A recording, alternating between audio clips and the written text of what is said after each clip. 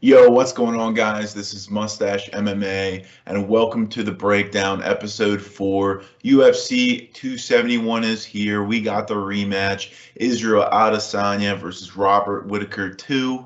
We're gonna break that fight down and every single other fight on the card as well, and give also an official prediction. A note: when I do these breakdowns and predictions, none of these picks have to do with odds. If you're looking for any kind of bets or anything like that, I do have 2 more videos coming out later this week. My best bets, where I'll have all my action, and my parlay plays also, where I'll have some parlay actions that are a little bit more riskier. So yeah, let's go ahead and get into it. Actually, before I do, I'm going to go over my breakdown results from last week on the Strickland Hermansson card. Went 10-3, pretty good. Finally got a really solid showing for the year, so glad to see that. That puts me at 21-13 for the year, about 61%, which is not too shabby. So I got an L in Malcolm Gordon when he won over Dennis Bendar. Wins in Phil Bro, Jailton Almeida. A loss in Alexis Davis when she won over Julia Stolarenko. A wins in Chidi Njokuani and Hakeem Dawodu. A loss in John Castaneda over Miles Johns, and then wins in Julian Erosa, Brian Battle, Brendan Allen, Shavkat Rakhimov, Nick Maximov, Sean Strickland. Had a clean sweep for that main card, so pretty nice showing there. But yeah, anyway, let's get into UFC 271, Adesanya versus Whittaker 2. Get into the breakdowns and predictions. So first fight on the card, going to be Jeremiah Wells versus Mike Mathetha, aka Blood Diamond. This guy, Mike Mathetha, he is out of the City Kickboxing group over there with Israel Adesanya. So we'll see a lot of Australians on this card from the Adesanya team, as well as the Whittaker team. But anyway, so starting with Wells, Wells is a super strong, aggressive guy, comes in there, blitzes forward with some combinations, goes for body lock takedowns, tosses you to the ground, super explosive, super strong. When he does get you to the ground, really good top control. He works for better positioning constantly. He doesn't just like immediately go to ground and pound. He looks to get you down, transition to better positioning where he can get more control and have a higher likelihood of getting a finish from ground and pound and or submission. At times on the feet, he is aggressive, explosive, powerful, but he can be wild at times. Kind of leave his chin up in the air and exposed when he's coming in and rushing and blitzing. It doesn't happen all the time, but it does happen from time to time that I've seen with him. I went over his takedowns, mainly kind of going in and closing the distance with the blitz and then getting that body lock and then kind of just tossing you to the ground with that body lock. Also has some trips in his arsenal that he uses as well. I've seen in the past, he can struggle when pressure is put on him. Generally, he's the guy who likes to take control of the fight. He's the guy who likes to have his foot in the cage and control everything. When that flips the switch or flips the script, if you will, he can struggle at times with that pressure. So he's going to want to be in control of this fight at all times. And his cardio is pretty good, but he definitely does slow down in the late second and third rounds. But, he's not totally gassed and dead. But he does slow down because he does have that really aggressive, explosive, powerful first rounds that he tends to show. Now, Mike Mathetha, Blood Diamond. Yeah, not a whole lot of tape on this guy. He's doesn't have a whole lot of credentials in MMA, only three fights, but them all being wins. Most of his experience comes from kickboxing. Like I said earlier, he trains in City Kickboxing with Israel Adesanya. So not much to say here. This guy's pretty one-dimensional. I'm going to assume that this guy's not very good on the ground. He does have a rear naked choke in his arsenal, but, rear naked chokes don't necessarily mean that you're the most amazing grappler. So I'm not really counting on that he has good grappling. So I don't know how his grappling is or how his wrestling is. Obviously, he has good kickboxing. So, maybe Mike Mathetha probably has the edge here in the stand-up, but Wells definitely has the more experience, and the edge in wrestling and grappling too. So with that large gap, I think in the grappling department, I think Wells' best path to victory here is getting him to the ground and really using that grappling to his advantage. I think Jeremiah Wells gets the win here. That's an official prediction. Moving up the card, I got Douglas Silva de Andrade versus Sergey Morozov. With Silva de Andrade, another powerful, strong guy, also super aggressive. His strikes always have the intent of trying to get a knockout. However, he's not really that super technical on the feet. So, technicality isn't there, big looping shots mainly, and he's just trying to kind of look to put you away with every shot. His wrestling and his grappling is decent. He's not totally out of the water with those. However, his submission defense is actually very good. He's shown that he's able to get out of submissions that he's put in pretty frequently, and when he does get taken to the ground, he's not totally done for. He does have wrestling himself. It's decent, and he does like to take people to the ground and kind of use that ground and pound. Generally, it's not necessarily singles or doubles or trips even. He's just kind of using that power, that strength, getting a body lock, and just kind of tossing you to the ground. Similar to how kind of Jeremiah Wells does it, but he doesn't have as more in his arsenal. Wells kind of has trips that he uses in there. Andrade, I haven't seen trips being used many of the times. It's, majority every single time is a body lock takedown. Morozov, man, this dude's relentless with takedowns and pressure. His chest is always going to be on you, kind of thing. He's really good top control and good positioning. Super good grappling, super good wrestling with that relentlessness on the takedowns and the pressure. He's kind of, when he does get you down, he's more of a position over submission guy. He's just looking to kind of keep you down there, keep control, slowly work his way, and slowly transition and pass into better positions where he can get the finish potentially. So he's not necessarily over eager to get that submission or ground and pound like a lot of other guys. He's very happy to stay there, get ground control time, work his way to better positions. He's decent stand-up as well. It's not really that terrible. Andrade, based on technicality, these guys are probably similar, but Andrade probably has a power edge for sure. Sergey Morozov, obviously, kind of what I've been saying, probably has the wrestling and the grappling advantage here. Based on that factor, I think Morozov is going to get this one done. Probably by decision, but could get a finish. I think the relentless wrestling, grappling is going to be too much for Andrade. He's not going to work his way back up to the feet as much and not keep it on the feet to where he wants to. Obviously, path to victory for him is on the feet with a knockout. Official prediction going to be Sergey Morozov. Moving up the card, Jacob Malkoun versus AJ Dobson. Malkoun is a teammate of Robert Whittaker, so hence another Australian here on the card. Jacob Malkoun, his UFC debut. Both these guys don't have too much experience. I think they both have about 6-7 fights in their MMA careers. Nevertheless, Jacob Malkoun, first fight coming into the UFC, gets absolutely destroyed in less than 10 seconds by Phil Hawes. So not a great showing, but he came back, fought another power guy in Al Hassan, and actually dominated him with the wrestling. Jacob Malkoun, really good cardio, can put on a pressure, put on a pace for 3 rounds easily. Really good wrestling we've seen. He was able to wrestle Al Hassan with great success, get a lot of takedowns, get a lot of top control time. Al Hassan, not a hard guy, a hard guy to keep down. He's super big, super strong. He probably did get gassed out and tired a little bit, which kind of helped Malkoun keep that top control for in the later rounds.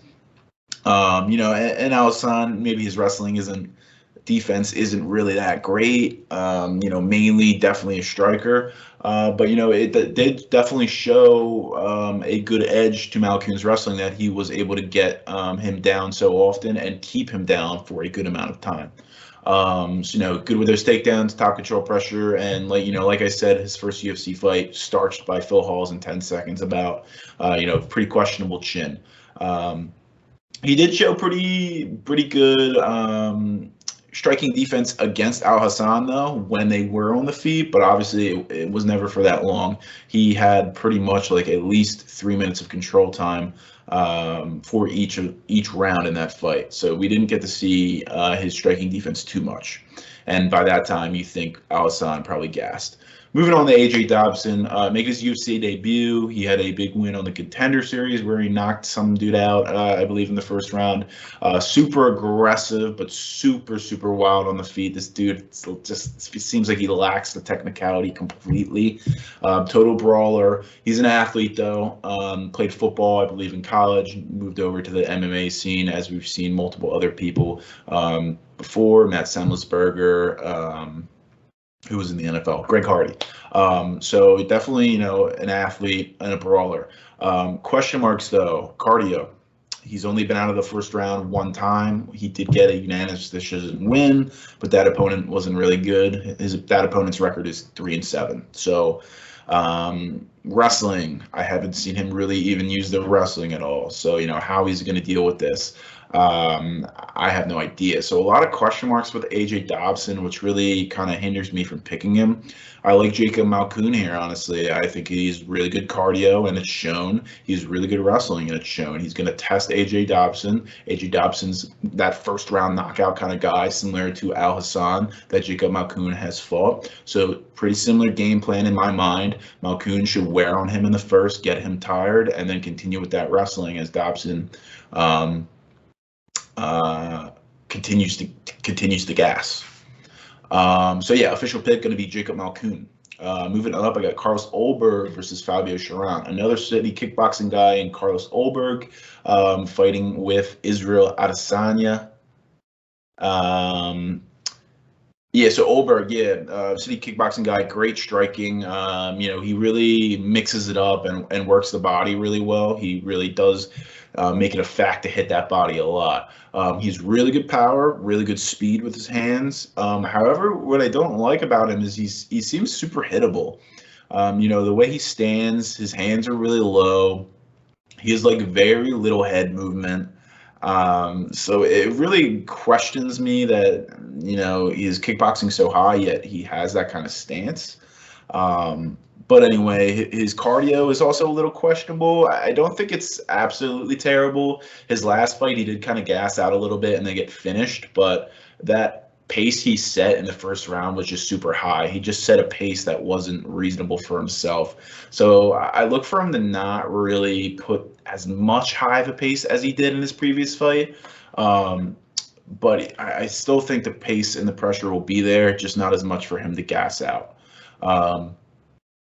Moving on, Fabio Cherant. I just don't have too much good to say about Cherant from what I've seen. I think he's got really poor striking defense.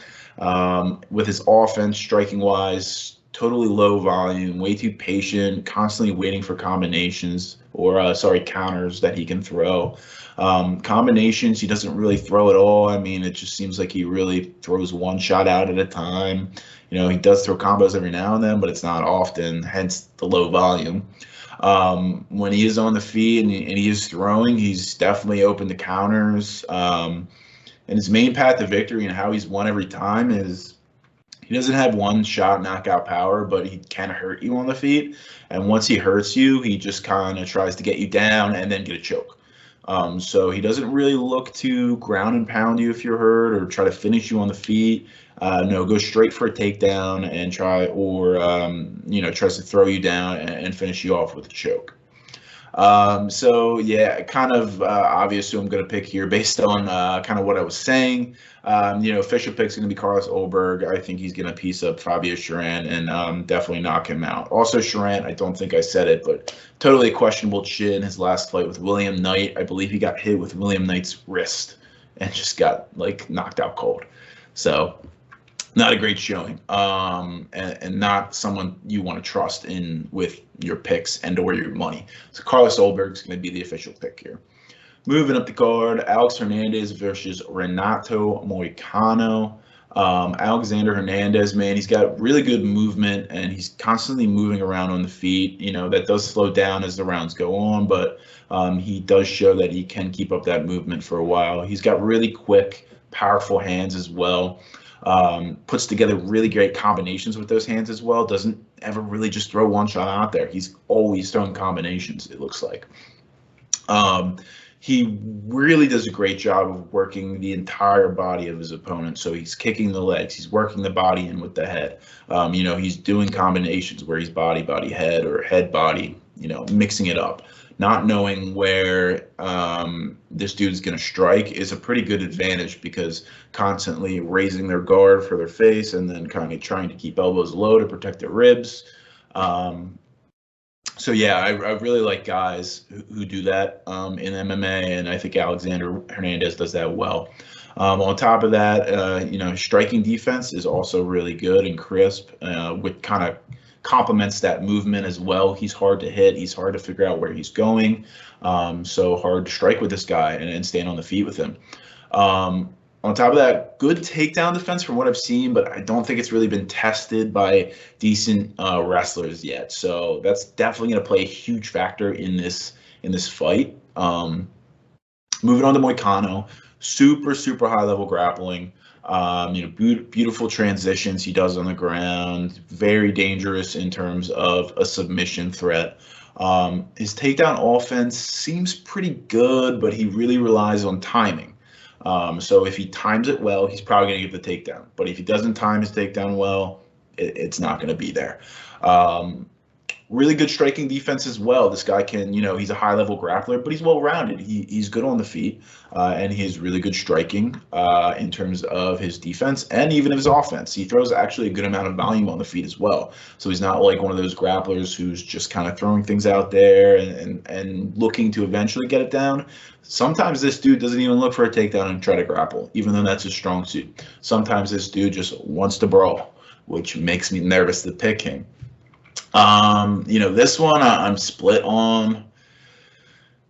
Most of the fights I actually have somebody I pick before I start the video. I haven't picked somebody yet, but I'm gonna go with I like Moicano because he's beaten good competition. Calvin Kattar being one of them. Another good opponent as well. I can't think of him. And he's only lost to good opponents. Like he's only lost to Chan Young Sung, Jose Aldo, Brian Ortega. It's like those are top 5 guys in the featherweight division. Also Rafael Fiziev. He's in lightweight now. He used to be in featherweight, moving up to lightweight here, obviously. So, man, tough one to call. I think if Renato Moicano can get to the ground, I think it's going to be trouble for Hernandez. But I think Hernandez is decent on the ground as well. I'm going to trust Hernandez to keep this one on the feet and actually piece up Moicano. I'm going to pick Hernandez to win here as a dog. I know I don't like to base this off odds, but I think Hernandez has a good chance of winning here, and official pick's going to be Alexander Hernandez. Moving up the card, we got Ronnie Lawrence versus Mana Martinez. Ronnie Lawrence, man, great cardio, relentless wrestling type guy, constantly going in for takedowns, constantly throwing you back down to the mat returns, as you would call it in wrestling. His top control is decent, but like I said, consistent with the wrestling, relentless with it, a lot of mat returns, takedowns. You'll see body lock takedowns, singles, doubles, trips. You'll see it all. On the feet, he's not bad. He's not necessarily his strong suit at all. He throws a lot of spinning stuff. He just really tries to keep his distance far from his opponent, so he does maintain that distance well, and his attacks generally come in spinning kicks because you can throw those from distance very well. He also has really good movement on the feet, so he's kind of hard to maneuver, hard to hit. Thing I don't like, but a lot of guys do this, hands low, karate leg stance. I'm not in love with that kind of stance in MMA because you can get caught if you're not careful, but some guys are good at dodging attacks with that stance. And I think Lawrence is one of them. Moving on to Martinez. Martinez has really good power, throws a lot of volume. His takedown defense has been good, but again, it's something that's not been tested, and I don't 100% trust it, especially from a really decorated wrestler and really good maybe not decorated because I think he's not even wrestling for that long. But for a relentless wrestler like Ronnie Lawrence, that could be a problem. On the feet, he's also super hittable, man. He doesn't have the greatest defense. And his cardio seems good, but he's only ever been in like striking matches. So how's this dude's cardio going to fare with a wrestling match, a relentless wrestling match where it's going to be constantly wrestling every round, fishing for underhooks, trying to get back to your feet, breaking the grip off of your opponent, constantly getting mat returned. I think it's going to be really tiring. I think Ronnie Lawrence, his relentless wrestling here is really going to play a big factor on Manny Martinez. So yeah, official prediction and pick is going to be Ronnie Lawrence here. Moving on, we got William the Nightmare Knight against Max Grishin. Knight, we all know Knight, super powerful, strong guy. He's like short, stocky for the division, only 5'10", but at 205, kind of crazy. But this dude is built like a truck, just a total muscle mass, ball of muscle guy. Although he's just powerful and strong, he's actually got decent takedowns, and he's shown that before, body lock takedowns or even doubles. He'll power, do like a power double type takedown. And when he gets you down, heavy ground and pound is what he's looking to do. That ground and pound is vicious and it hurts. Like I said, he's a powerful guy. He has a really good shin. What he's shown in a lot of his past fights that it's hard to get him and knock him out. He's super open to counters though on the feet. I don't think he's too technical on the feet. I think he's mainly one of these kind of power guys that relies on that power, throws a lot into his power shots. Also really open to jabs. He fought Dan Un-Young, I think, or another Korean fighter, if I got that wrong. But man, that dude was just hitting him with jabs all day. And he's just really open to that. And I think a technical striker like Grishin is going to take advantage of that heavily. So yeah, moving on to Grishin, like I said, super technical fighter. He has a ton of experience. He does have 42 fights. This would be his 43rd professional fight. The thing with Grishin, though, even though he's super technical, sometimes he does lack volume at times, which you don't like to see, and he's just too patient. He's constantly looking for the perfect shot, looking for counters, looking for this. With William Knight, I'm hoping that they're watching the tape and can see that jab's going to be there all day. Just jab him up. I hope they will do that. Grisham, good takedown defense, and if he does get taken down, he can get back to his feet pretty easily, and he won't stay there for too long. Also a good shin, so these big power shots from Knight, he may be able to eat a couple. With Grisham having pretty good takedown defense, being able to get back to his feet, I don't think Knight's going to be able to troll him there. Having that good shin, he also has a height and a reach advantage here. So, the height advantage, longer legs makes it harder to connect your arms, get those takedowns or get the body lock takedowns. They're hard to get off the canvas. And that height advantage, keeping distance from William Knight's power, making him need to close the distance to come in for those power shots. I think Max Grishin here, I like him to get the victory. Again, William Knight opening those jabs, I think he's just going to get, beat up all day from those jabs. So official pick going to be Maxim Grishin. Moving up, we got Alex Perez versus Matt Schnell. Alex Perez making his first appearance back since his title fight against Deiveson Figueiredo, where he got guillotined in the first round. So Perez, throws a ton of volume, really good combinations, really good counters. He is really good on the feet with his striking. His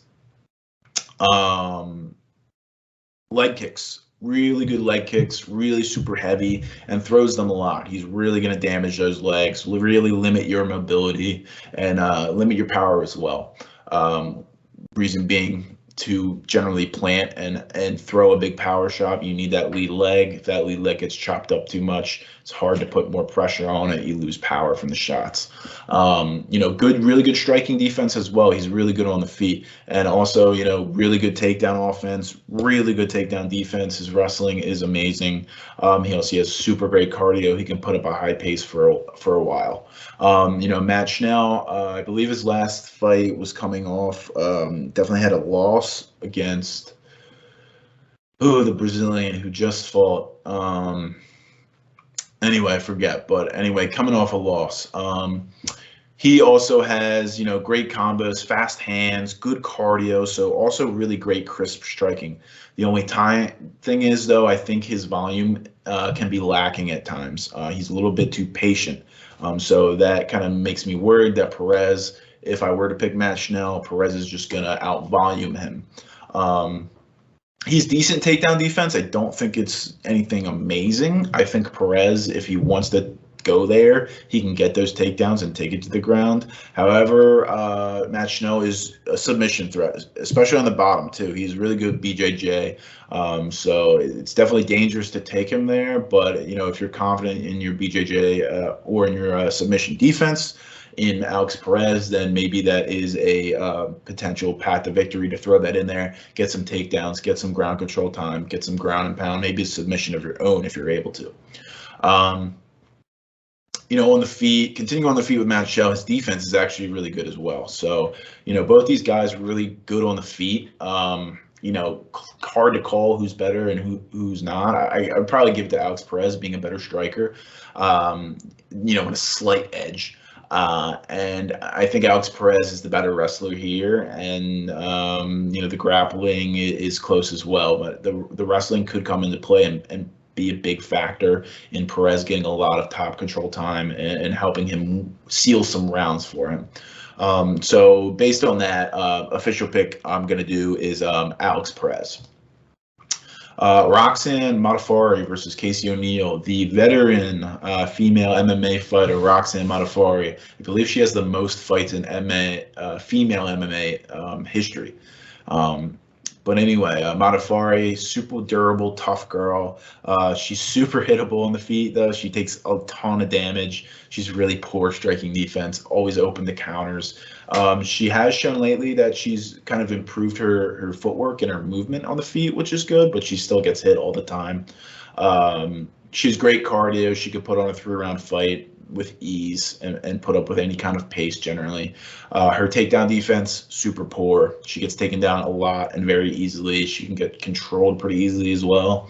And on the other side, her takedown offense is just okay, and her top control is also okay. I've seen a lot of opponents be able to either do some kind of reversal on her or even just get back to their feet relatively easily. Casey O'Neill, she's been doing really well and heating up, I believe, 2 for 2 with 2 finishes in the UFC. Could be 3 for 3 with 3 finishes. I know she has all her wins in the UFC are by finish. But anyway, super good wrestling, really aggressive wrestling as well, and relentless. Good top control. At times she can get too aggressive, looking for a finish. Or looking for a more dominant position that shouldn't have been rushed. So sometimes she can lose her positioning that way, but sometimes she's also good with it and keeping the control and having that there.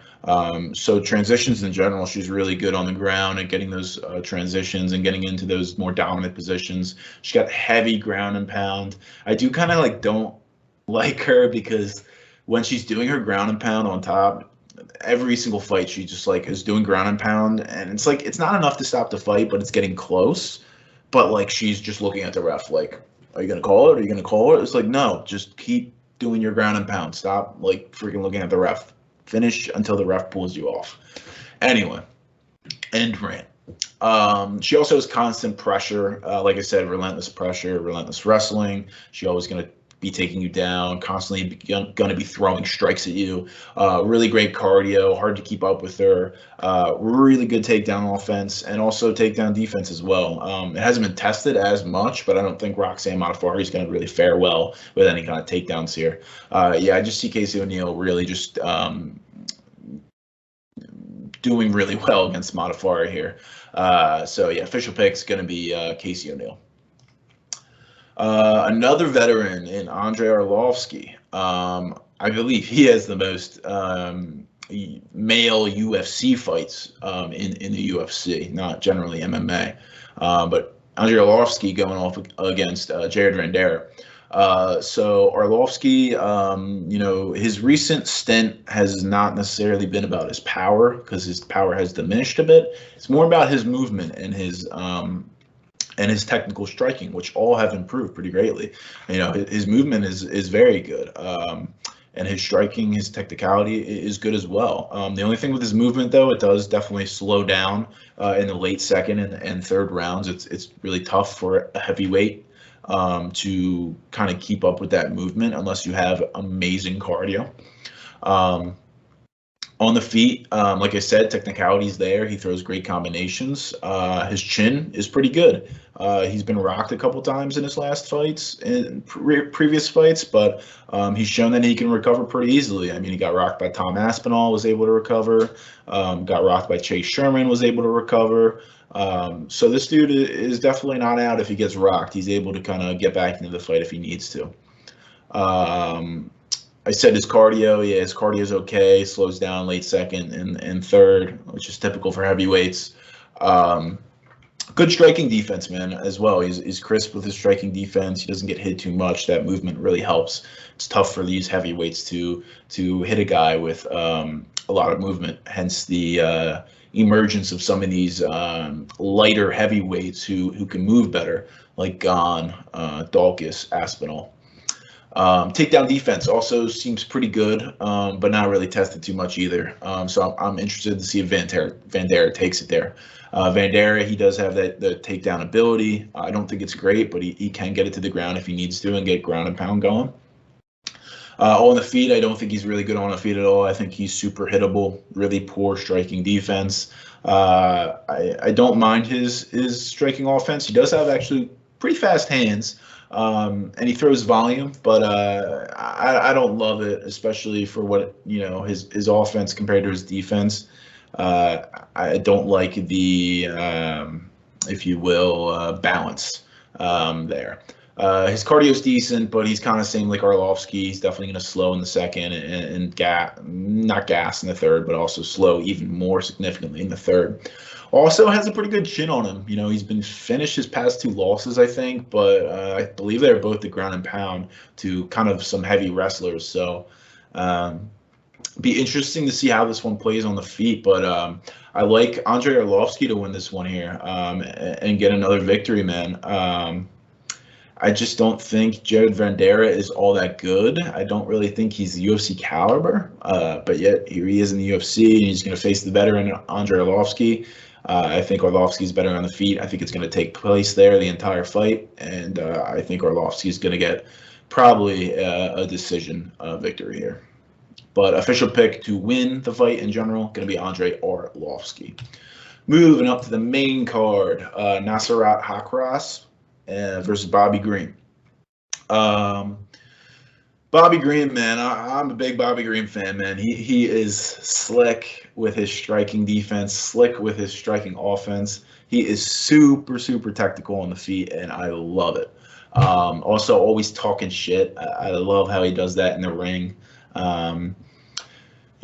Super technical striking, like I said, good striking defense. He consistently does the roll and counter. So it rolls the shoulder, he makes you miss, come at you with a counter. Love that. With the technicality that he has, he's not one-dimensional. He also has really good takedown defense. His wrestling is pretty good. Also, I kind of skipped a couple things on the feet here. Great vision he has. The thing he does have, and I've said it in the past, I don't like guys who do this, but he has his hands as his hips, and he throws punches from his hips. Hands at the hips, he's really good striking defense, though. He's with his great vision, he's able to see the punches coming, and he's able to avoid those mainly, especially the big ones and the combinations. And he throws punches from the hips, which is hard for the opponents to see because it's coming down from the hips rather than up from in the guard. He throws a lot of volume. He has great cardio. He puts on 3 rounds of pretty heavy 3-round pace with his volume. He also works the body really well. He's not just a headhunter. He's got a good chin on him as well. He's tough to put away in his own right if you can even hit him. Haqparast, man, I'm not a big Haqparast fan. I don't see the hype in him. Anyway, he throws volume. Which is nice. He has good striking defense. His takedown offense is pretty poor, though. He's able to be taken down pretty easily. Takedown offense is poor, so he's never really looking to ever get this one to the ground unless he's hurt, get a clinch, and try to take it to the ground so he can recover. His takedown defense is actually good, so scratch that.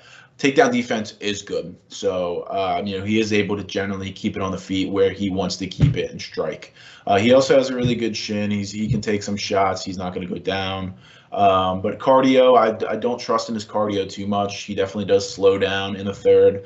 I think Bobby Green has better cardio. I think Bobby Green is better on the feet, technicality-wise here. Maybe Haqparast has the power advantage, but Bobby Green's defense on the feet is super good. I don't think Haqparast is going to be able to connect.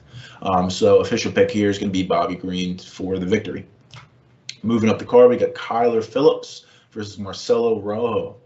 Kyler Phillips, man, really young guy, coming out of that MMA lab where we see a lot of big names like Jared Cannonier, who's the next fight on this card, Sean O'Malley too. So Benson Henderson, a lot of big names at MMA Factory over in Arizona. So Phillips coming off a loss his last time out against Rulian Paiva or whatever his name is. Almost finished him in the first. It probably could have been finished. I thought it was a 10-8. 2 judges gave him a 10-9, which ended up giving him a majority loss. Fight should have been a draw, but I think he kind of went all out in that first round to get the finish because he was so close. And then just kind of gassed himself out, and Paiva kind of went in and was able to just kind of win based on a gas tank. So anyway, Kyler Phillips, I really like him. Really big, good prospect. Only 26 years old. Really well-rounded. He's really good BJJ. Good top control when he gets it down there. Good transitions. Submission threat as well on the ground. His striking, very technical on the feet. Also a ton of power in what he throws. He also has a wide variety of attacks, a lot of spinning shit, a lot of kicks, a lot of punches. Really good combos too. Throws a lot of combinations that not just throwing single shots at a time. Throws high volume, really good cardio. His takedown offense is really good. His wrestling is good as well. So he's able to take you down and use that BJJ to his advantage. He has heavy ground and pound too. He's going to hurt you while you're down there for at least a little bit. And, his takedown defense is okay, but if you get him down there, he's very aggressive off his back. He's going to be throwing and throwing up submissions, looking for submissions, or if nothing's there, eventually he's going to push off, work his way back to the feet. Marcelo Rojo coming on his second UFC stint here. He fought Charles Jourdain his first fight and got finished in the third. Marcelo Rojo, a pressure fighter. He wants his fights to be dirty, in the clinch, just dirty boxing type style. Puts on a super high pace, super high volume. He's a finisher, and in most of his wins, 16 wins, I believe 14 have come from a finish. So he does get a lot of finishes. Also super tough and durable. He's hard to put away, and it's been proven. And Jourdain almost didn't finish him, and he's known as a finisher. So, even with all that in mind, Rojo could put on a high pace, high pressure here, but I think Kyler Phillips is definitely going to be able to keep that pace up. Kyler Phillips is better everywhere here. So, yeah, Kyler Phillips is going to be the official pick here. Moving on, we got Jared Cannonier versus Derek Bronson. This is probably the fight on who is going to fight for the title next. Unless Whittaker wins, then we'll probably have a third fight, Israel Adesanya versus Whittaker 3. Then these guys will be still waiting. But if Adesanya wins, the winner of this most likely going to be next for the title.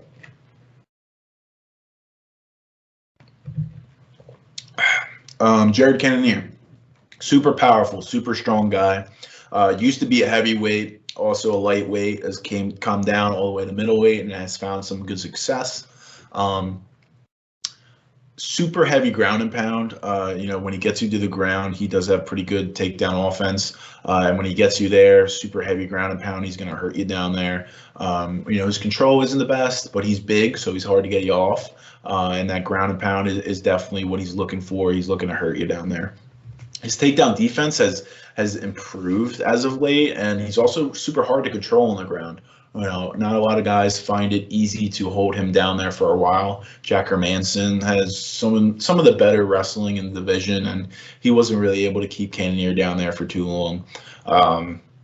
So that's definitely going to play a big factor here because Brunson obviously wants to use that wrestling to his advantage. Cannonier, really good striking defense as well. He's really patient with his striking in general because he just is looking to generally counter you. He has a high guard. So, yeah. Anyway, too patient. Can lack volume at times, though. So on the feet, he is just waiting a lot for you to throw things and defend them, block them well, which he does do well, but sometimes he doesn't throw enough offense himself. But when he does throw that offense, he has a lot of power in his strikes. He throws a lot of power behind almost everything. His big thing, early and often, he will throw heavy leg kicks and really hurt you, hurt your legs, hurt your mobility, your movement, and everything like that. Super good cardio as well. He can put on a high pace, high pressure fight. He's been in 5-round fights before, and he hasn't struggled. He hasn't looked totally gassed. Moving on to Brunson, like I said, great wrestling, great top control if he can get you there generally. Really good ground and pound. Definitely looks to loosen you up while you're down there and get you squirming into bad positions where then he can either continue the ground and pound heavier or lock in any kind of submissions. Pretty good takedowns as well. He has found a lot of success in most of his fights in getting it to the ground when he needs to. His striking is decent, both offense and defense. It's nothing crazy, but it's definitely something that he's able to use to his advantage. People are constantly thinking he's going to wrestle him, and he has that striking that he can use. Thing about Brunson, he's definitely a bit chinny. He can recover from being a chinny guy, but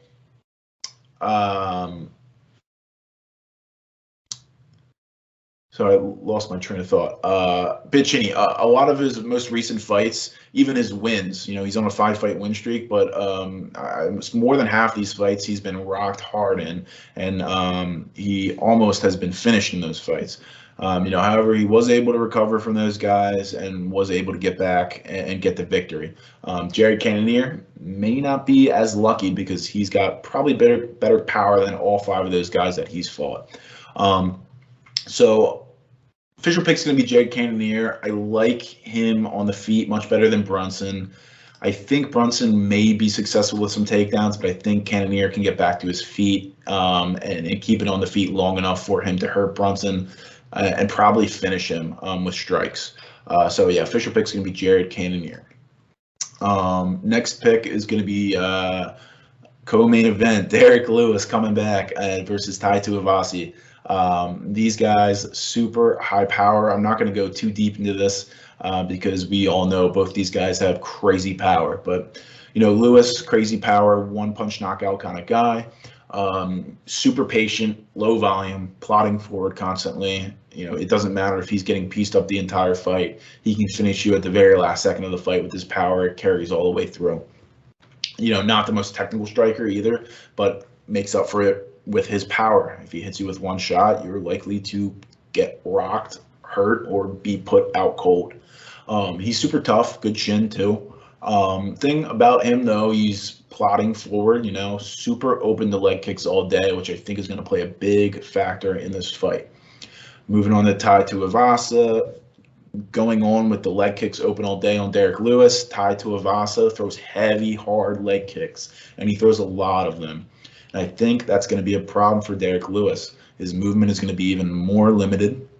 He's not going to be able to move as forward and trap Tai Tuivasa if he wants to. His power is going to be hindered because he needs that lead foot to plant to use his power for. So I think that's going to be a huge factor. Tuivasa also switches his stances pretty consistently. Kind of uses that to find his range, and then he'll switch back to the stance that he likes generally to strike and throw that power, throw that volume. Tuivasa also throws a lot more volume than Derek Lewis. Also, a tough, good chin on him as well. Both these guys also have some cardio issues, but that's known for heavyweights. But yeah, I mean, Tuivasa, I think those leg kicks are going to come in heavy. I think the volume's going to come in heavy. I just think Derek Lewis, his last fight with Chris Daukaus didn't have the power to get Lewis's respect. I think Tuivasa has the power to gain his respect to where he's not going to be walking him down constantly. And the heavy leg kicks are going to hurt as well and affect that walking him down. So I'm going to go with Tai Tuivasa. I think he has the tools in his belt here to get the victory over Derek Lewis. And moving on to the main event, final fight of the card, Israel Adesanya versus Robert Whittaker 2. Stylebender coming back to middleweight from his most recent defense in Marvin Vettori. Obviously, we know Adesanya, super long reach, maintains that distance really well. Super technical striking with very good power, very good striking defense. He maintains the distance so well. It's hard to close that distance and actually strike and land on him. He's very good takedown defense, too. He never wants to be on the ground, really, as we saw with his fight with Jan Blachowicz. That was obviously a huge hole in his game. He didn't really have a good wrestling game. If he was taken down, he's kind of stuck there. Granted, Jan Blachowicz was probably 30 pounds heavier than him, but nevertheless, a hole in the game.